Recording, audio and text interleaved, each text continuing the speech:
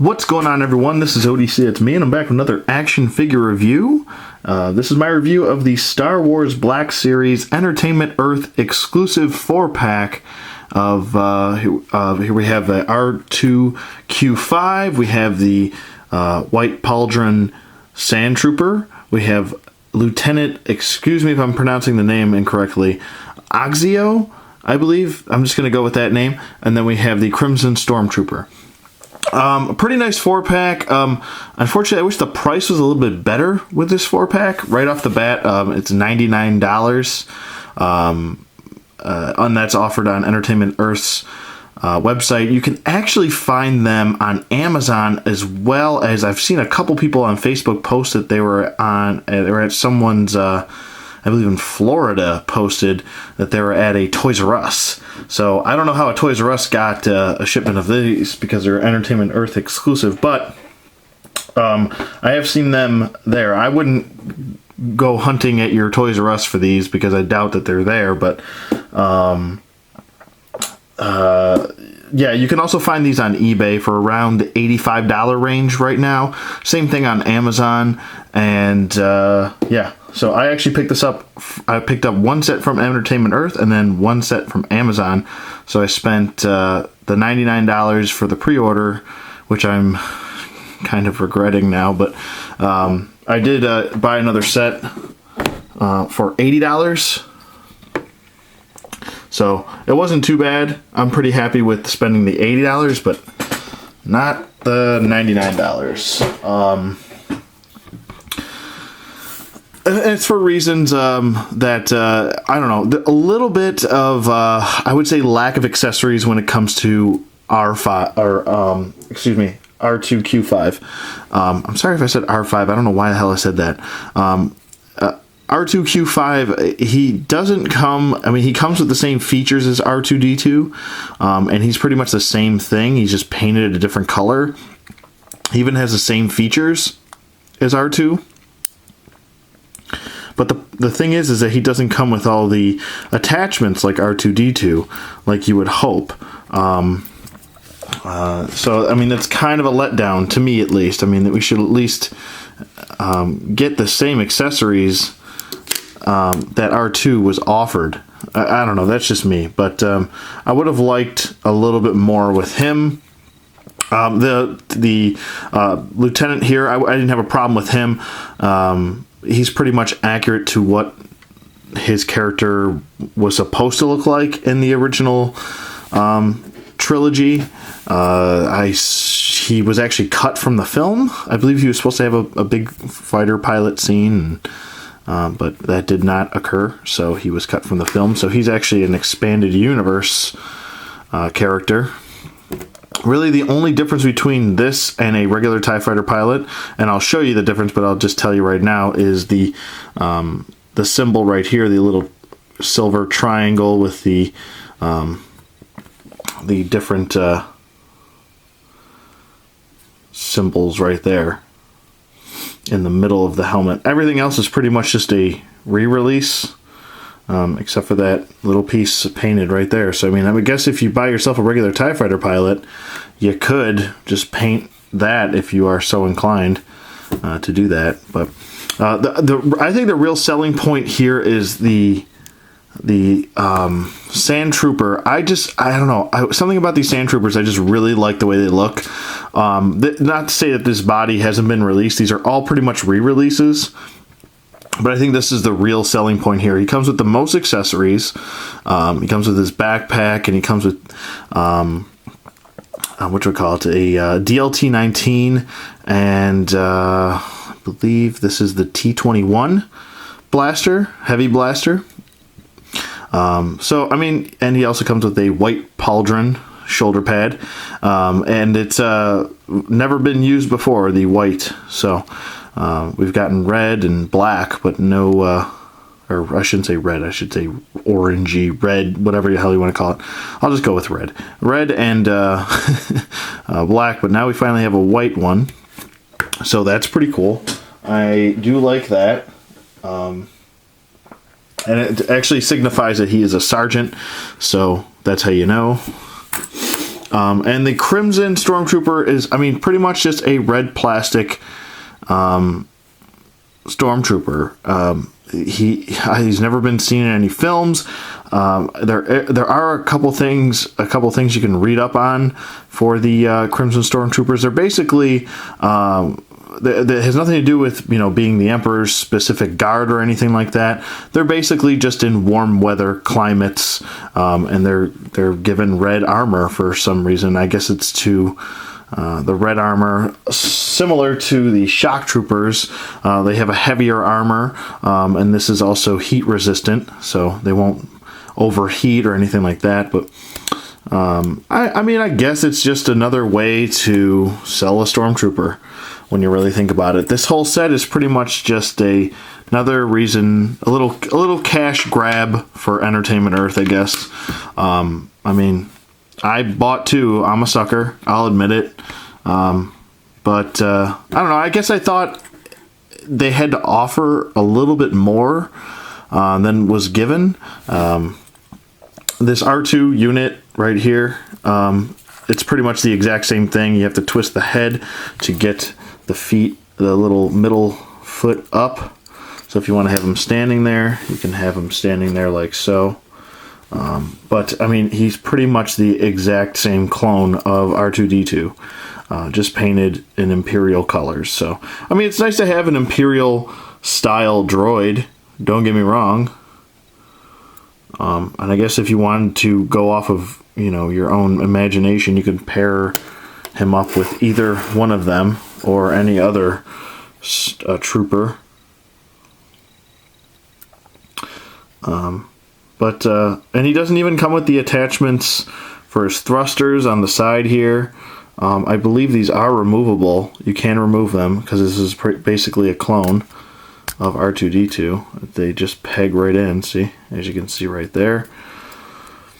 So I mean, I guess if you have R2, I guess you could use him. I mean, I have to go grab my R2. He's put away in storage, but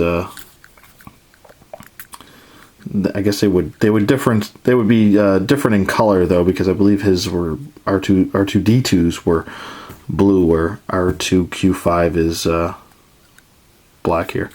But I mean, it's still it's nice that we got another droid. It's just a shame that it was just a repaint. I would have preferred a different character, to be honest with you, a Gonk droid, or I don't know, anything else that we haven't been given yet, because pretty much all we have is, we don't even have C-3PO. He's not even out yet. I guess he's coming out next year, but yeah, not too much. All we have pretty much is BB-8, our IG-88, R2, and that's it. That's leaving us kind of wanting, if you ask me. But moving on. Moving on. Put him back for a second. I'm sorry. I am just going off on a tangent here. I really apologize. But like I said, he does have his doors do open right here, and pretty much I believe this panel right here opens, and it even has a peg hole right there. And I'm sorry for my shitty lighting right now. There's the peg hole. He does have the openings where R2-D2 had his, but there's just nothing to go with them. So it's just a damn shame, really. I'm just going to leave that like that for now. But moving on to the Crimson Stormtrooper here. Same articulation. I'm not going to go through articulation because they're all the same as any other of their counterparts. There's no height comparisons really. They're all the same. It's pretty much, this is just taking a look at what's different between them. I mean, you got your pretty much red plastic, if I'm mistaken. It might be red paint. It just doesn't come off as red paint though. It really just looks like red plastic with black paint underneath. I think that's what it is actually. I think it's red plastic, and then you got your black paint in between the red paint.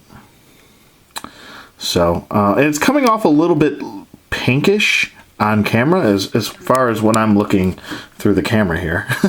But it is a nice red color, so we'll give them that. It does have two peg holes at the bottom of the feet, and I like that this is painted a darker gray color, kind of separate, kind of give a little bit of a different tone to the character, where I believe the Sand Trooper has that. Nope.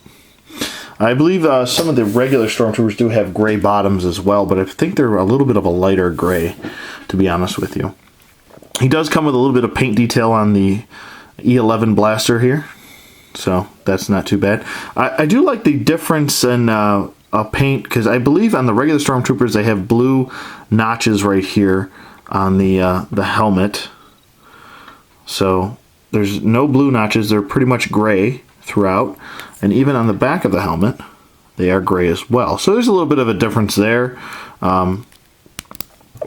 but not too much. So next we'll move on to the lieutenant here, Oxio, I guess I'll just call him that. I really like TIE pilots. They're one of my favorite, I think, character designs as far as Imperials go. I would say Scout Trooper, then definitely TIE pilot, and then, you know, you got your Sand Trooper, I think, next. So, and then your regular Stormtrooper, and then, I mean, you got your other ones like your Shadow Troopers, which are really cool, but I'm not going to get into all that. But I really do like the helmet. Hopefully, maybe down the line we'll get an AT-AT driver. That would be really nice. But he's pretty much just a repaint of the regular TIE pilot, and I'll just bring him in to show you the big difference here. And actually, if you take a look at the helmet, there actually is a piece on the helmet where it's sculpted into the helmet, his little triangle right there. So that's really the only difference. I mean, even down to the glove detail on the side here, it's pretty much the same. A little bit of paint difference there. There's no red dot right there where there's a red dot there, but I mean, we're really going into the nitpicks here. Everything else is pretty much the exact same. He's pretty much a clone, except for this little bit of detail on the helmet, which separates him.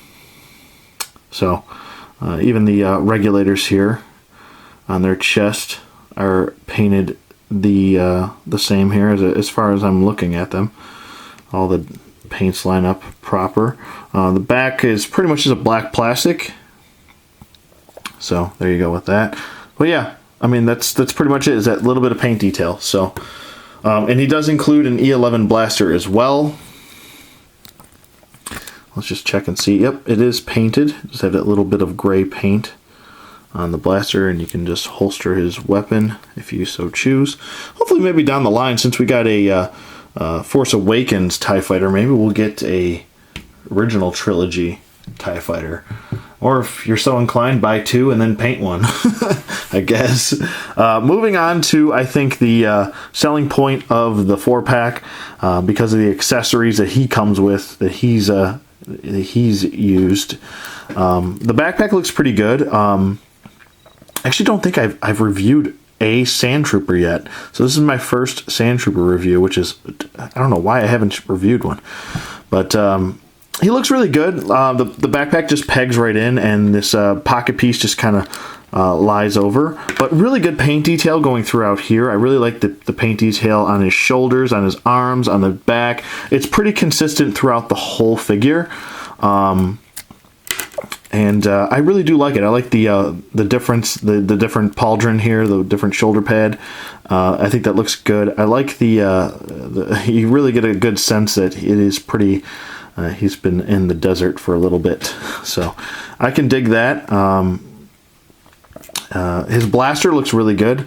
It is painted a nice color, little on the stock, on the handle there for the trigger.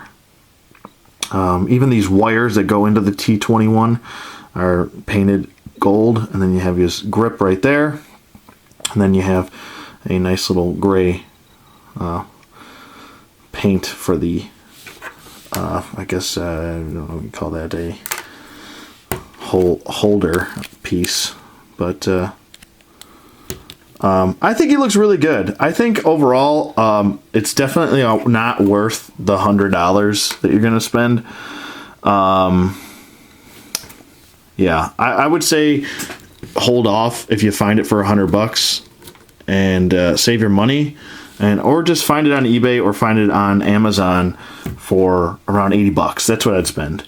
But that's it for me. Let me know what you guys think in the comments below. Thank you for watching as always, and I will see you guys on the flip side.